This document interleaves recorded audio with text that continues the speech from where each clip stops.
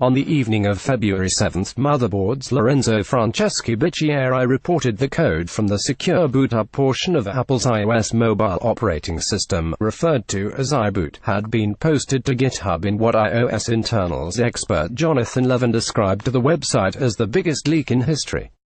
That may be hyperbole, and the leaked code has since been removed by GitHub after Apple sent a Digital Millennium Copyright Act takedown request, but the situation may still have implications for Apple mobile device security, as it could potentially assist those trying to create exploit software to jailbreak or otherwise bypass Apple's security hardening of iPhone and iPad devices.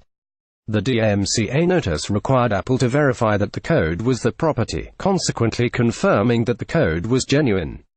While GitHub removed the code, it was up for several hours and is now circulating elsewhere on the internet.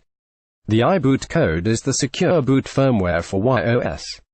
After the device is powered on and a low-level boot system is started from the phone's read-only memory and checks the integrity of the iBoot code itself, iBoot performs checks to verify the integrity of iOS before launching the full operating system.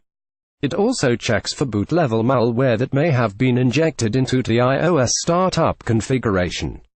This code is a particularly attractive target for would-be iOS hackers because, unlike the boot ROM and low-level bootloader, it has provisions for interaction over the phone's tethering cable. If someone were able to discover a vulnerability in the iBoot code, they could theoretically break that security check, allowing unsigned code or code with a forged signature to be executed as iOS boots up. This could allow for jailbroken versions of iOS to be loaded and for non-App Store applications and malware to be installed on the phone.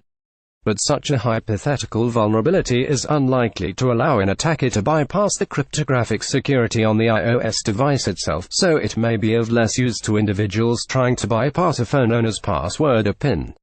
The leaked code is from iOS 9 based on the code comments included in the leak, so it's not necessarily a reflection of the current iOS bootloader. But portions of the code are likely still used in the current version. Apple has placed a great deal of emphasis on its boot code in security hardening efforts. The Apple Bug Bounty program offers $200,000 to researchers who discover iOS boot firmware vulnerabilities.